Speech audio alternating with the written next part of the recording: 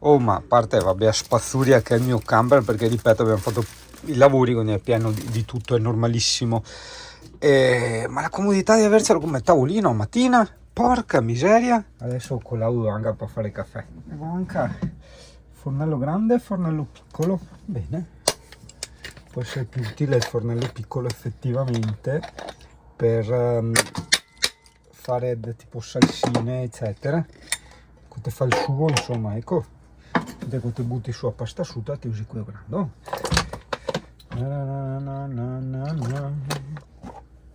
Fa come la canzone degli articolo 31, domani smetto, mi domani netto. Buon. E ora ti spiego. Faccio il tutorial su come attaccare il gas, non è che scherzo. Eccola. Adesso mi hanno detto essere ancora un fiade aria, quindi è normale un po' di arancione. E anche una bella cosa, questo qui ti fa da paravento se vuoi cucinare con la finestra aperta, è vero? Oltre che sghinzi quando fai certe cose. Buon ragazzo, adesso te saluto che andiamo a girare la recensione di che ha super autoradio strana che ho ancora da scoprire. Adesso andiamo. Ovviamente ripeto, tu il video lo avrai già visto non so quanto tempo fa, dovrebbe essere a Toto. Sì, arriva l'ordine. Mamma mia, sti clienti che mi mette pressa. Ma ti scherzi, guarda che come tavolino è comodissimo sta roba. Guarda anche per preparare i tavoli del CP. Cioè un tavolino in più in camper. Sì, cioè, per cazzare, ma non via cazzare.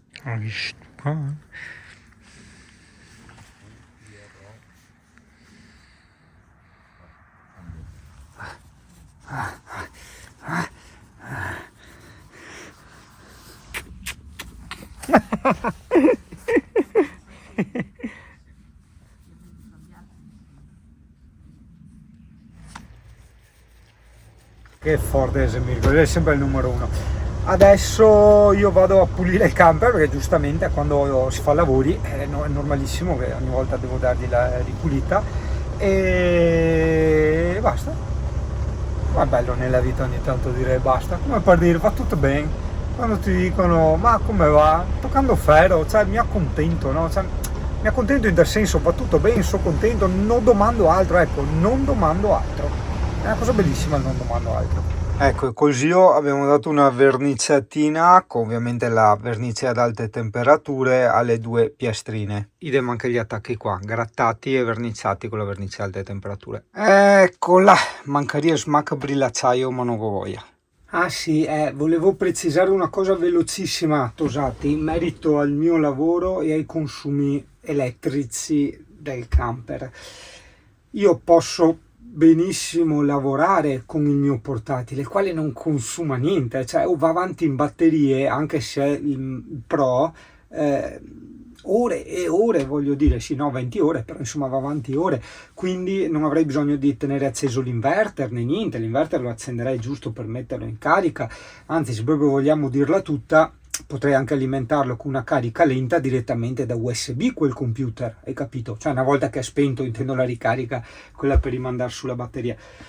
Certo è un po' un tutt'altro modo di lavorare, non solo a livello di comfort, ma a livello proprio concreto, pratico, hai capito, di risultato. Un po' come posso farti l'esempio, perché gli esempi sono bellissimi.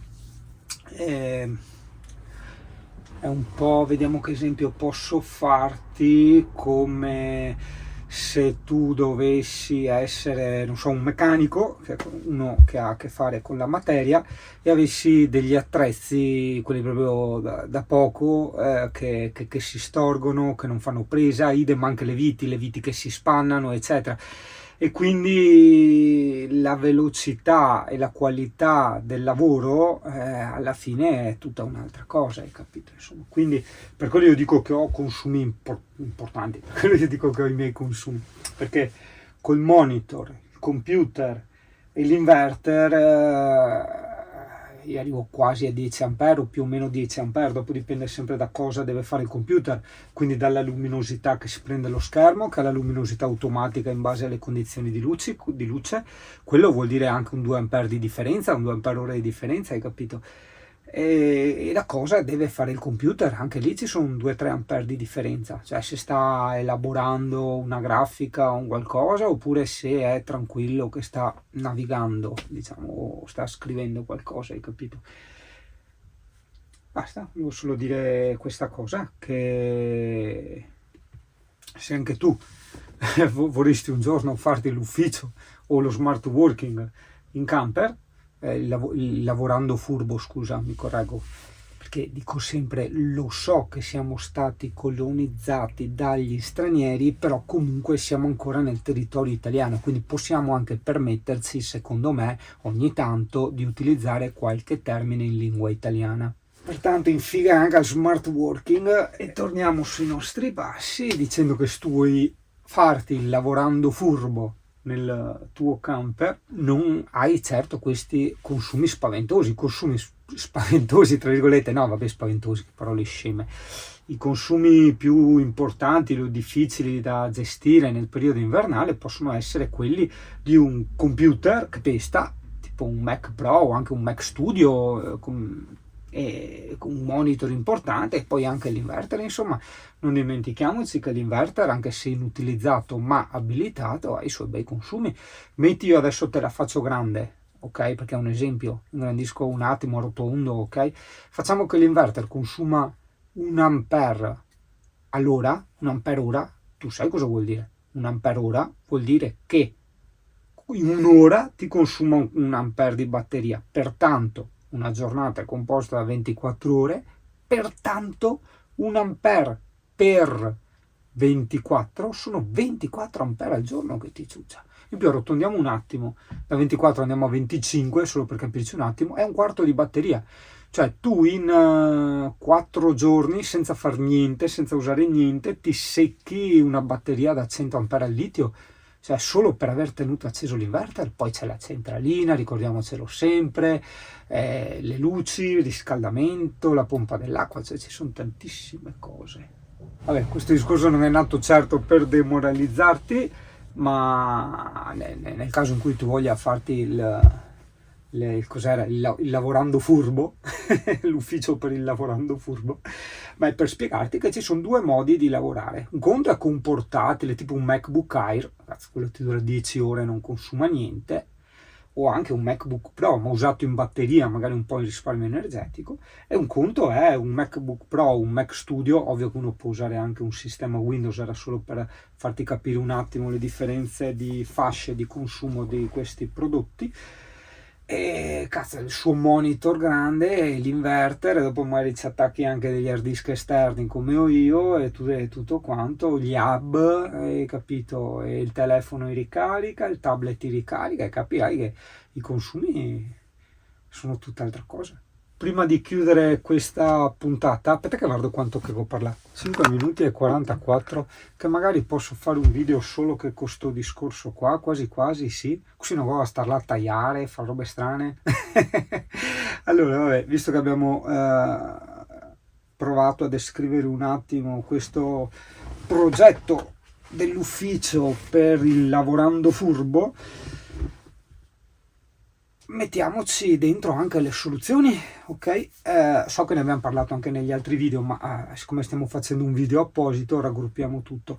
Allora, le soluzioni, la prima soluzione che tutti pensano e tutti menzionano, l'ho detto con un tono un po' critico, ma adesso ci arriviamo anche a capire il perché, sono i pannelli solari. Allora, i pannelli solari funzionano da Dio, soprattutto in primavera, primavera e autunno, porca puttana come pestano, ragazzi. In estate diciamo anche sì, ma l'estate è un periodo particolare. Adesso vabbè, te lo descrivo subito. Cosa succede in piena estate, quando c'è veramente il caldo bastardo, che è almeno quello che abbiamo noi qui nella pianura padana, il caldo e l'umido, tu non puoi stare dentro un camper, ok? Dovresti attaccarti un clima, e col clima cosa succede? Non ce la fai a lavorare, avere sufficienti ore di lavoro, il climatizzatore che va, e pertanto di solito è usanza, è automatico che uno si mette, quando va via in camper d'estate, il più possibile sotto all'ombra. Ma cosa significa essere più possibile sotto all'ombra? Bravo, hai indovinato. I pannelli non inciampa il sole, quindi hai capito.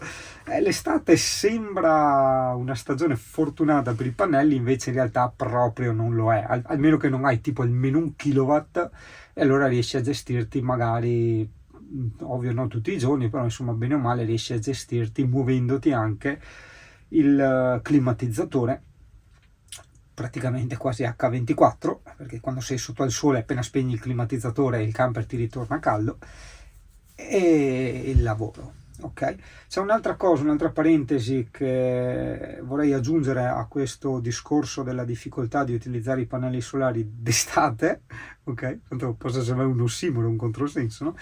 È il fatto che i pannelli, quando vengono scaldati eccessivamente, per scaldati intendo a livello di temperatura, producono meno. In effetti, se tu controlli, guardi, vedrai che in pieno sole d'estate carichi meno che in primavera. Cioè in primavera puoi caricare anche più del doppio rispetto all'estate. Proprio per questo discorso qua. Tu mi dirai, Singano, devi arearli, eccetera. Ma ovvio che se areati cioè tanto così è spazio sotto che passa l'aria. In più il pannello già di per sé è areato, perché quando il pannello è alto così, non è che dentro è tutto pieno, no, è solo la parte sopra che è il pannello, sotto c'è aria, quindi alla fine io ho tanto così di aria, hai capito? Il problema è che, ripeto, ti sto parlando della pianura veneta e solo chi c'è stato nel periodo estivo può capire cosa significa questa cosa. Concludiamo poi, insomma, questa è una cosa anche abbastanza ovvia, col periodo invernale. È chiaro che nel periodo invernale, no, forse abbastanza ovvia no. Ti verrebbe da dire, è chiaro che col periodo invernale c'è poca luce e carichi poco. Attenzione ragazzo, col periodo invernale, anzi, guarda, vieni con me. Può sembrare che c'è tanta luce, ok? Perché tu dici, cazzo vedo, ma in realtà non carichi niente. Io sto guadagnando 0,16 A, niente. Allora, sto caricando da metà pannelli 0,4 più 0,7, sto caricando 1 ampere. Il che è già qualcosa, perché ci sono giornate, aspetta che te si storto, te si sbienco, cosa tu vuoi? Ah no, tira pusa qua. E ci sono giornate in cui veramente un po' non capisci, pensi di avere l'impianto rotto, che dici, cavolo, c'è la luce. Cioè, però non carica, quello non te lo so spiegare, però ci sono giornate che tu credi ci sia luce e non carichi proprio zero, ma letteralmente zero, letteralmente, o 0,1, 0,2. E altre giornate magari uguali, cioè che tu percepisci uguali come luminosità, eccetera, e ti carichi 8 ampere. Porca puttana, come 8 ampere? Dici, cazzo, funziona così, c'è poco a girarci attorno. Non te lo so spiegare, sicuramente qualcuno magari qua nei commenti te lo potrà spiegare, però è così, punto. L'importante è capire i fatti, hai capito? Dopo tutto il resto sono solo dettagli. Dopo aver pensato ai pannelli, l'utente, che bello l'utente, per quasi una roba del condominio, no, questo è il conquilino, questo è l'inquilino, vabbè, e quello che è il camper, ok? Pensa alla colonnina della corrente, alla colonnina elettrica. Lì sì, fino a un certo punto le uso anch'io le aree camper per avere quei periodi di stacco, sennò diventa perdi il senso della van life.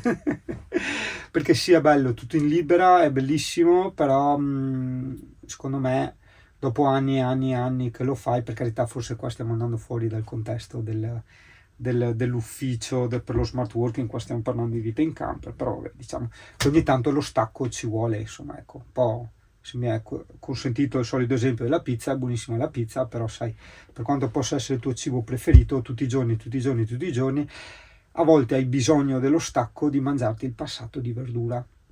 Questo non solo per motivi di salute, ma proprio anche per motivi psicologici, per staccare un attimo e poi ricontinuare a mangiare la pizza e soprattutto avere la possibilità di continuare ad apprezzare la pizza, ok?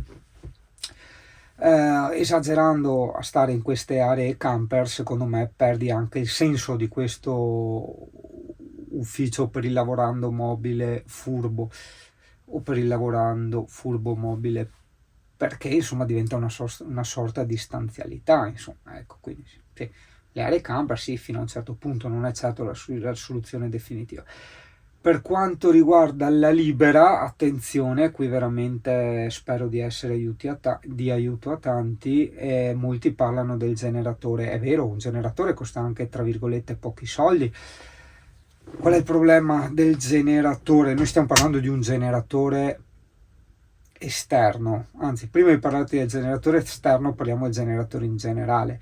Nel collettivo, nella società c'è questa tendenza automatica al sfogarsi col prossimo, quindi quasi non si aspetta altro che qualcuno faccia un qualcosa di diverso dal consueto per saltargli addosso. Il generatore è una cosa abbastanza diversa e soprattutto copre anche un campo della nostra vita abbastanza particolare che è l'udito. Insomma, no? Cioè già noi non accettiamo di vedere cose diverse e strane, tipo uno che ha un vestito particolare, eccetera, allora lo si cogliona, gli si fa la foto, lo si pubblica sui social, eccetera, eccetera, hai capito?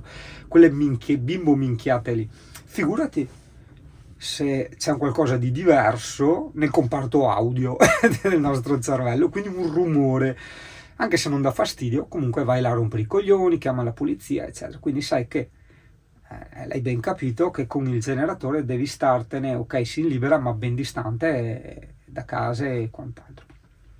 E questo era il generatore in generale. Parliamo del generatore esterno. Questa è una cosa che mi hai sentito dire più volte in passato, forse troppo poche, perché è una cosa importante, secondo me molto importante.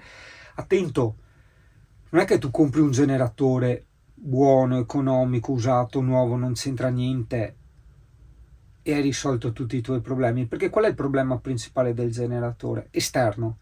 Tu dici, me lo metto in garage. No, il generatore, cioè, sì, ok, però il generatore esterno a livello di odore è peggio di un motorino, cioè di uno scooter, ok? Quindi se tu lo accendi e poi lo spegni, ti sa da benzina per non so quanto, hai capito? Io ho provato una volta a tenerlo in camper, è stato con Scarosso, il mio camper vecchio, è stata una cosa improponibile, per carità ce l'avevo in doccia, ok? Niente, ho dovuto per forza lasciarlo fuori, rimetterlo dentro quando era ora di partire. Quindi se non hai un garage separato, completamente separato dalla cellula, questa cosa, diciamo, evitala, pensaci bene, oppure magari fatti prestare un generatore da qualcuno, ti ci fai 2 giorni e vedrai che Simon aveva ragione. Ripeto, sempre se non hai un garage completamente separato dall'abitacolo.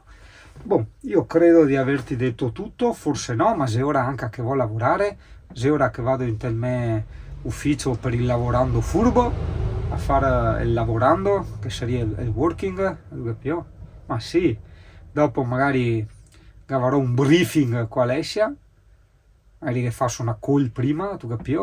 E do una call a Alessia per dire che smuoio il smart working per fare il briefing, tu capisci?